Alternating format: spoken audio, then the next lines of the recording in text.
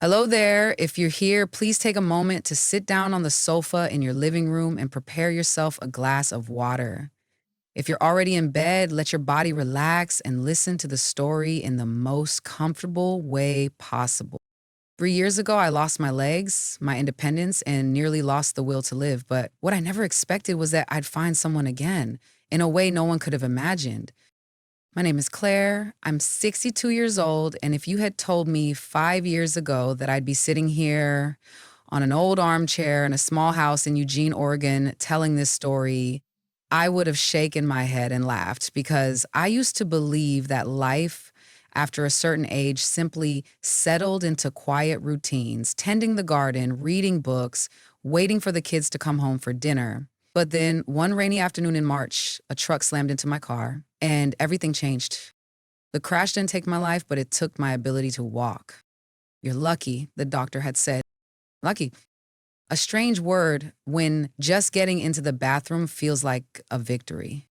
When a flight of stairs becomes a mountain. After the accident, I moved in with my son, Logan, the boy I gave birth to, when I was just 16. Back then, I didn't even know how to cook a proper dinner, let alone be a mother.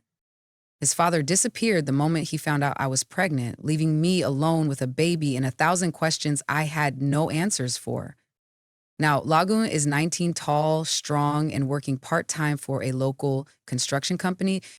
He became my arms, my legs, and on the darkest days, my reason to keep going. He did everything, cooked meals, lifted me from bed to wheelchair, read to me when I couldn't sleep. And he did it all with a kind of patience that felt unreal. No complaints, no questions. But there's one thing no one ever warned me about, that when you have a child too young, you'll witness them grow up right in front of you, and one day, they're no longer a boy. Logan is a man now. And sometimes I have to remind myself, he's my son. I remind myself of that often, especially when the lines between support and closeness feel blurred. I knew I couldn't rely on him forever. Strange, isn't it? How love and gratitude can tangle with the fear of being dependent, with the quiet ache of still wanting to feel like a woman again, whole, alive, and worthy. This story isn't about what's wrong. It's about emotions buried for far too long and how they surface in our most vulnerable moments. And you won't believe what happened next. If you were Claire, do you think you'd have the strength to stand back up on your own? Leave a comment below. Let's talk about it together. And now let's continue with part two of the story, exploring the mother-son relationship after the accident. That morning, Logan brought me out to the front porch to get some fresh air. The soft Oregon sunlight filtered through the maple trees, casting golden streaks across my graying hair. Logan was busy in the kitchen making breakfast, occasionally glancing out the window at me, his eyes carrying that familiar look of quiet concern. "Did you sleep okay last night?" he called out from the kitchen. "More or less," I replied, not telling the full truth. The pain in my left leg had kept me up most of the night. But more than that, it was the unease, something I couldn't name. There was something in Logan's eyes last night, in the way he held my hand as he helped me into bed, that stirred something in me I didn't expect. I still remember that hand, rough, calloused, but gentle and attentive. It had been a long time since a simple touch had made me soften, not from pain, but from the feeling of being seen, of being cared for in the truest sense of the word. After breakfast, Logan brought out a warm towel and gently massaged my tense calves. It wasn't unusual. He'd done this many times to ease my discomfort, to help with circulation. But this time, I couldn't relax the way I used to. He paused during the massage, concern lingering in his eyes more than his hands. Logan looked up and our eyes met, and his eyes held a quiet compassion that stayed with me longer than I expected. It wasn't pity. It wasn't just wiry. It was something deeper, present, tender, and something else I didn't dare name. "Are your legs feeling any better?" Logan asked softly, his voice low and close. "A little, thank you," I replied, nodding gently, avoiding his eyes. But my heart was anything but calm. What scared me wasn't Logan. He's the kindest son I could have ever asked for. What scared me was myself. This feeling growing quietly inside me, vulnerability, dependence, and the aching desire to be seen, to be touched as a woman, not just as a mother. That afternoon, Logan wheeled me out to the small park behind the house. A light breeze brushed past my face and sent a shiver down my spine. Logan wrapped a thin scarf around my shoulders. His hand brushed the back of my neck, and I flinched. Not from discomfort, but because my skin still remembered his warmth. I know you hide your pain, Logan said, almost to himself, eyes gazing out toward the trees. But if there's ever a moment when you feel tired, when you feel like you're falling apart, you can tell me. I'm old enough now. You don't have to carry everything alone. I turned to look at him, his face strong, his eyes older than his years. And I realized something I hadn't fully admitted until now. Logan had grown up not just the son I raised, but a man with honest emotions, a deep sense of gratitude, and a closeness that felt deeper than words could explain, intimate but still grounded in care. That night, in our small home, when Logan handed me a cup of ginger tea, my hands trembled, not from pain, but because something in my heart had been quietly stirred, and I knew the days ahead would no longer be simple. I don't know where to start. From the feeling of gratitude for having Logan by my side every day, or from the inner turmoil that makes me afraid to look in the mirror in the morning. How many times have I reminded myself, Claire, you are a mother, you are an adult, you are someone who has gone through worse things than this. But those reminders were like echoes in an empty room, not enough to cover up the truth I was avoiding. I feel guilty with Logan, with oneself. Guilty of letting my soul be stirred by that caring gaze, by that steady yet gentle hand, by the warm presence that I have long lacked in married life, a presence that is non-judgmental, unhurried, and not indifferent, but quiet, steadfast, and gentle. I have never told anyone, not even the therapist, about my loneliness after the accident. I am a strong mother, a resilient woman. Everyone thinks so. But on sleepless nights, when Logan has retreated to his room, when there are no more cars passing by outside, I lie there, motionless, with numb legs, listening to each heartbeat like a countdown clock, counting the empty days. My husband, Logan's father, left many years ago, but the shadow of that departure still looms over my heart. I have never felt like I had a choice. I just keep living, taking care of the kids, going to work, and fighting against everything that happens as if I were invincible. The accident 3 years ago was like a period, not an end, but a pause between two versions of myself. One who once believed in the ability to take care of oneself, and one who now has to rely on the care of others, even my own son.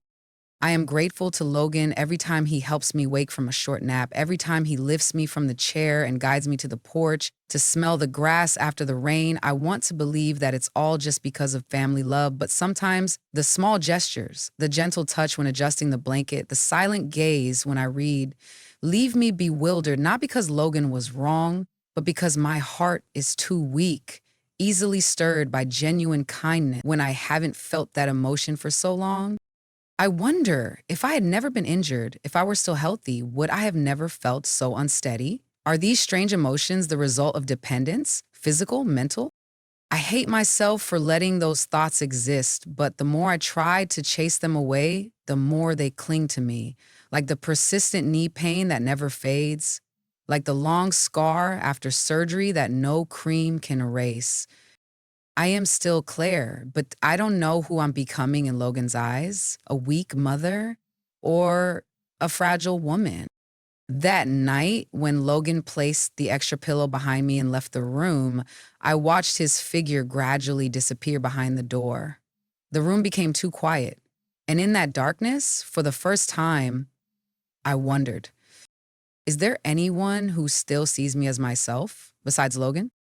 If you were in Claire's position, like in the story, do you think your emotions could be affected by your own son? Let me know by leaving a comment below. Let's open up the discussion together. Now, let's continue with part 4. Logan's own struggles with life and identity. Logan didn't speak much, but he always sensed every shift in me, even the ones I never said out loud. That morning, as he was making breakfast, I caught him staring out the window, quiet and lost in thought. His hands moved steadily, slicing the bread, but the usual lightness in his face was gone. I was the one to speak first. Aren't you going to sleep a little more? You seem tired lately. He set the knife down, wiped his hands on a towel, and turned to me. Do you ever wonder if the accident hadn't happened, how different everything would be? His question stopped me cold. I'd asked myself that 100 times in silence, but I never imagined Logan carried it too. How different? I asked softly. Logan took a long breath and sat across from me. You'd have a freer life, and I probably would have gone away for school, had a job, maybe a girlfriend. I wouldn't be worrying every day if you're in pain, if you've fallen. I opened my mouth to object, but he lifted a hand to stop me. And don't get me wrong, I'm not complaining. It's just sometimes I don't know who I am anymore. Am I your son, your caregiver, the person you rely on every single day? I'm not sure. His voice wasn't bitter, only tired. The kind of weariness that comes from growing up too soon. Growing up, you were the strongest person I knew, he continued, eyes drifting. You worked 2 jobs, never complained. Then the accident happened, and even then, you pushed through like nothing could break you. But since then, I've started to see that even you have moments when you're quiet, fragile. I said nothing. Every word he spoke pulled back the curtain on the parts of me I'd worked so hard to hide. I don't know if I should step closer or pull back, he admitted. I'm scared that if I get too close, I'll see that you're not just my mom anymore. You're a woman, someone who needs something, even if she won't say it out loud. For the first time, I saw Logan's eyes fill with tears. I reached out and gently touched the back of his hand. You don't have to carry all of this, Logan. I don't want you to lose your youth because of me. He gripped my hand tightly. But you're all I have and all I want to protect. In that moment, I realized this wasn't just my struggle between love and boundaries. Logan was just as lost, trapped between being a son and feelings he couldn't yet name. We sat there for a long time without saying anything else. But I knew one thing for certain. From this point on, these feelings would no longer be easy to ignore. I thought that just keeping a distance and ignoring emotions would gradually bring everything back to normal, but life doesn't operate according to our reasoning. A new event, like a sudden rainstorm in the middle of a sunny day, forced me to confront everything I had been avoiding.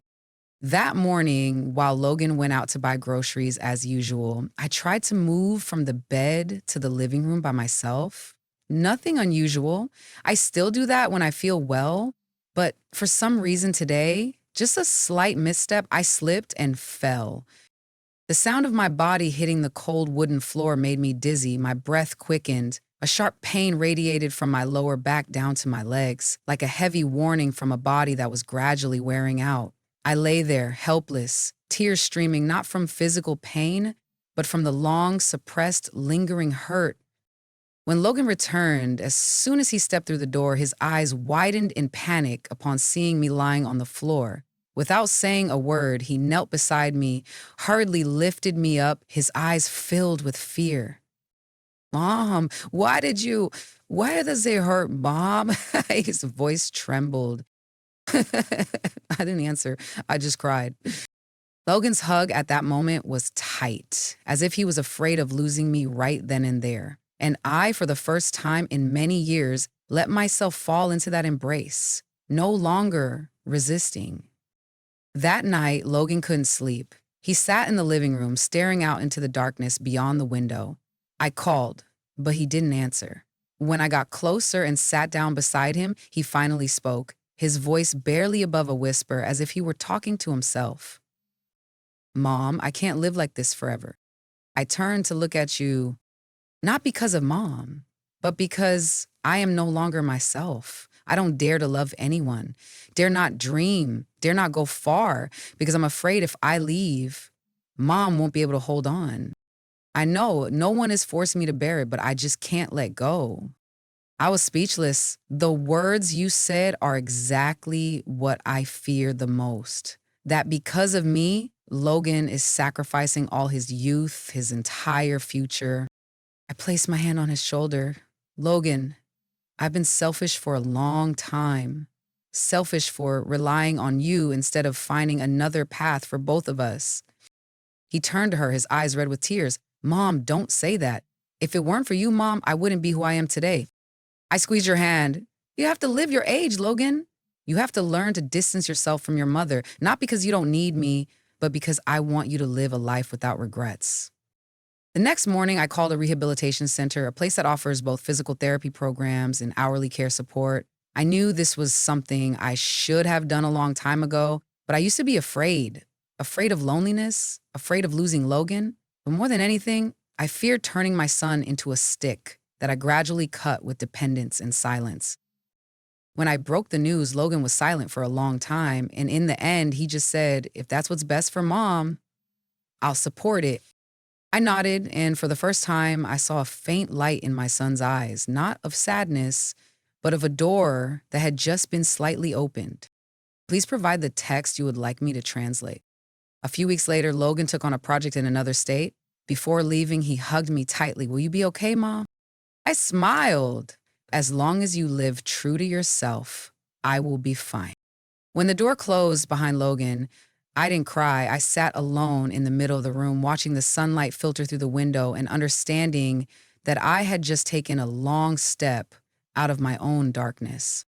I used to think that love only existed in a fixed mold between two strangers, then they find each other, then they choose each other, then they grow old together.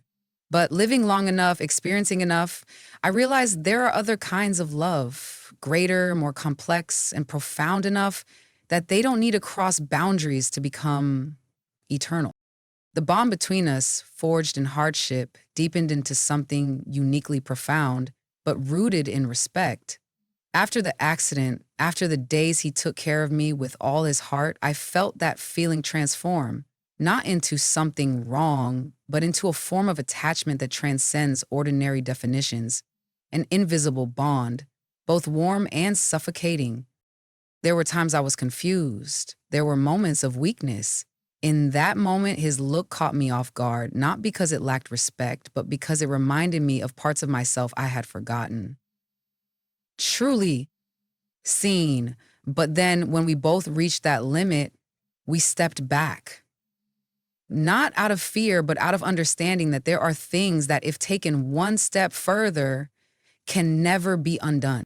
I do not deny we went through an emotionally intense period that tested the strength of our bond, but it was precisely in that misdirection that we learned a great lesson. Love, when not placed within the right boundaries, will no longer be love. It will become a burden, a wound.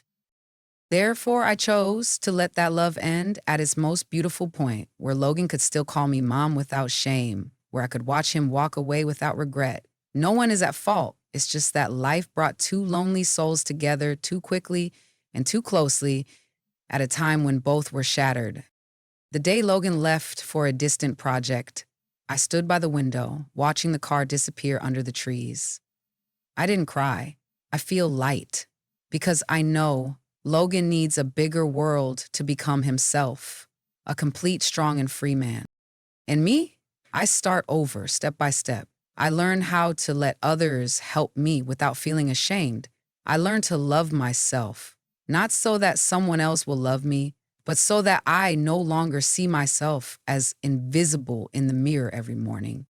Sometimes Logan still calls home, his voice always gentle. How have you been eating, Mom? I'm sending you a few pictures of the project, Mom. We laugh, we share the smallest details with each other, and I clearly feel between us is a love big enough, but kept within the right boundaries. A love that doesn't need possession, just needs to exist. That's enough. Please provide the text you would like me to translate. True love doesn't always need to be named. It's not that hugging each other means love, and it's not that kissing each other means understanding. There are loves as deep as the bottom of the water, silent, not noisy. but they will forever be an indispensable part of our lives.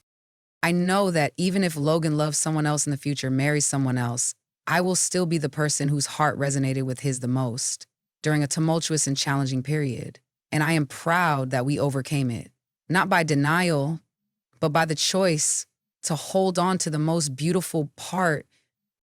A great love, but stopped at the right moment, at the right measure, is the most mature love. If you have followed along this far, thank you sincerely. My story with Logan is not meant to create shock nor to paint anything taboo, but to speak a truth that many of us silently face. That loneliness does not always come from being alone, but from living alongside those who no longer truly see us. After the accident, I lost so much, my body, my pride, even my self-confidence. But it was in the darkest days that someone stepped in patiently and gently, reminding me that I was still valuable, still capable of being loved in the deepest sense of the word. The feelings between Logan and me once we both came close to emotional confusion, but chose to preserve clarity and respect, between affection and love, between reason and emotion. But instead of letting it cross the line, we chose to face it, to keep the most beautiful part, a bond built on shared vulnerability, one that didn't require labels, only understanding and patience. I share this story not to justify myself, but to tell you you are not alone if you are going through inner turmoil. Each of us will eventually ask ourselves, is this feeling wrong? But emotions in themselves are not wrong. Only actions need to be held accountable. If you are feeling empty, if you have ever wanted to touch true life, don't be too hard on yourself. Be honest with yourself. And then choose kindness to others and kind to yourself. There are loves that come to teach us a lesson. There are people who pass through our lives just to help us reflect on ourselves. And there are also moments, if we know how to stop at the right time, they will become eternal. Without identity, without conclusion. I, Clara, have learned that, and I hope that you, if you are lost, will soon find the light within yourself. Don't forget to leave your thoughts below. Have you ever experienced a feeling that is hard to name? Someone who once made you torn between reason and heart? Share. Who knows, you might be the one to help someone feel less lonely on their journey. Thank you, and see you again in another story, another journey where we continue to learn how to grow from the incomplete. If Claire and Logan's story touches your heart, don't forget to subscribe to the channel so you won't miss the next deeply emotional journeys. Each follow is a source of motivation for us to continue telling real, deep, and human stories. And what do you think about the emotions in this story? Leave a comment below, share your feelings, experiences, or perspectives. Who knows, you might be the one to give hope to someone quietly seeking empathy.